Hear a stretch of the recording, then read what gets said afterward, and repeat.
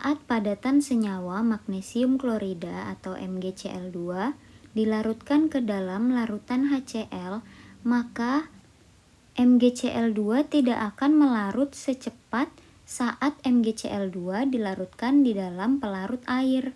Hal ini disebabkan karena jika suatu larutan memiliki ion yang sama atau sejenis atau senama, maka nilai kelarutan pada suatu larutan tersebut akan menurun. Kelarutan disimbolkan dengan S. Nah, prinsip pada kelarutan sendiri, jika nilainya semakin kecil, itu artinya semakin mudah membentuk endapan atau mengendap. Jadi, jika ion senama ini memiliki pengaruh yaitu menurunkan nilai kelarutan pada suatu larutan, maka artinya di dalam larutan tersebut nantinya akan terbentuk suatu endapan. Untuk lebih jelasnya, mari kita lihat contoh soal berikut. Jika KSP suatu senyawa MgOH2 kali bernilai 4 kali 10 pangkat negatif 12, hitunglah A. Kelarutan dalam air. Jadi maksudnya kelarutan MgOH2 kali di dalam air. B. Kelarutan MgOH2 kali dalam larutan MgCl2 0,01 m. Yang C. Kelarutan MgOH2 kali dalam larutan KOH 0,01 m. Oke, mari kita jawab nih ya. Yang pertama A, yaitu MgOH2 kali di dalam air. Nah, air itu apa rumusnya? Ya, H2O. Jadi ada unsur H dan unsur O. H2O ini merupakan pelarut netral. Jadi pH-nya itu 7. Langkah pertama, kita ionisasikan dulu senyawa MgOH2 kalinya, yaitu menjadi Mg2+ tambah 2OH-. S2S. Maka KSP untuk MgOH2 kali adalah konsentrasi Mg2+ kali konsentrasi OH- pangkat 2. Kita masukkan nilai KSP yaitu 4 kali 10 pangkat negatif 12 sama dengan S kali 2S pangkat 2 sama dengan 4S pangkat 3. Nah, 4 sama 4-nya ini bisa kita coret, kemudian dibalik jadinya S sama dengan akar 3 dari 10 pangkat negatif 12. Nah, negatif 12 ini kok keluar dari akar 3 jadi negatif 4. Jadinya 10 pangkat negatif 4. Satuannya M. Lanjut yang B, yaitu kelarutan MgOH2 kali di dalam larutan MgCl2 yang konsentrasinya 10 pangkat negatif 2. Nah, ini kita uraikan dulu nih senyawa terlarutnya, yaitu MgOH2 kali menjadi Mg2+ tambah 2OH-, S, S, dan 2S. Lanjut ke pelarutnya, yaitu MgCl2 menjadi Mg2+ ditambah 2Cl-. Nah, untuk pelarut itu kan ada nilai konsentrasinya, jadi kita tulis konsentrasi, bukan S. Jadi kita masukkan nilai konsentrasinya di situ, 10 pangkat negatif 2. Lalu ion senamanya itu adalah si Mg. Sama kan nih, Mg2+, Mg2+. Yang satu S, yang satu 10 pangkat negatif 2. Nah, nilai S untuk Mg yang pertama itu 10 pangkat negatif 4. Hasil dari yang A tadi ya. Kemudian Mg yang kedua itu 10 pangkat negatif 2. Kemudian 10 pangkat negatif 4 ini lebih kecil kan ya daripada 10 pangkat negatif 2. Yang itu artinya, kalaupun mereka itu ditambah, 10 pangkat negatif 2 ditambah dengan 10 pangkat negatif 4, itu nggak ngaruh besar. Hasilnya tetap 10 pangkat negatif 2.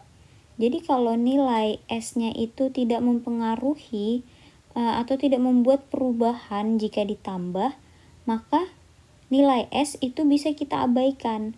Nih buktinya kalau ditambah, hasilnya tetap 10 pangkat negatif 2 kan. Jadinya nilai S itu nggak kita anggap. Yang kita anggap adalah nilai 10 pangkat negatif 2-nya aja. Nah, karena si S ini kita abaikan, maka nanti nilai KSP-nya itu bisa kita tentuin pakai Mg yang ada di MgCl2. Jadinya KSP-nya konsentrasi Mg2 plus dikali konsentrasi OH- pangkat 2. Ingat, Mg-nya Mg yang di Cl2. Jadi KSP-nya kita masukin, kemudian nilai Mg 10 pangkat negatif 2. Untuk OH, kita tetap pakai OH yang di Mg OH dong. Jadinya 2S pangkat 2. Hasilnya adalah 10 pangkat min 2 itu bisa kita coret kan. Jadinya sisa negatif 10. Maka menjadi 4 kali 10 pangkat negatif 10 sama dengan 4S kuadrat. Nah, 4 sama 4-nya ini kita coret. Jadinya S sama dengan akar 10 pangkat negatif 10, yaitu menjadi 10 pangkat negatif 5. Kalau kita bandingkan dengan kelarutan sebelumnya, terjadi penurunan kan? Yang awalnya 10 pangkat negatif 4 menjadi 10 pangkat negatif 5. Nilainya lebih kecil. Jadi teorinya terbukti kalau ion senama itu menyebabkan nilai S-nya menurun atau kelarutannya menurun. Nah, untuk lebih yakinnya kita buktikan sekali lagi nih, yaitu yang C, kelarutan MgOH2 kali di dalam larutan KOH dengan konsentrasi 10 pangkat negatif 2. Oke, MgOH-nya kita ionisasikan terlebih dahulu menjadi Mg2 plus ditambah 2OH- S2S. KOH-nya juga menjadi K plus tambah OH-. Nah, konsentrasinya kita masukin 10 pangkat min 2, 10 pangkat min 2, dan 10 pangkat min 2 juga. Oke, tahap selanjutnya apain? Ya, tentuin siapa yang senama. Ternyata yang senama adalah OH-nya. Nah, di sini 2S itu kan nilai S tadi 10 pangkat min 4 ya.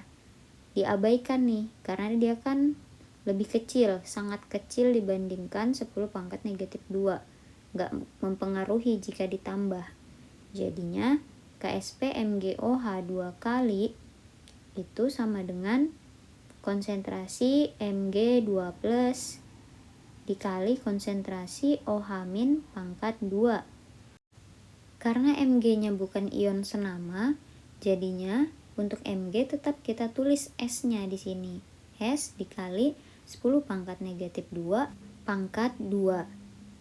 Lalu kita tulis nilai KSP-nya yaitu 4 kali 10 pangkat negatif 12 sama dengan S kali 10 pangkat negatif 4, ruas kirinya tetap 4 kali 10 pangkat negatif 12.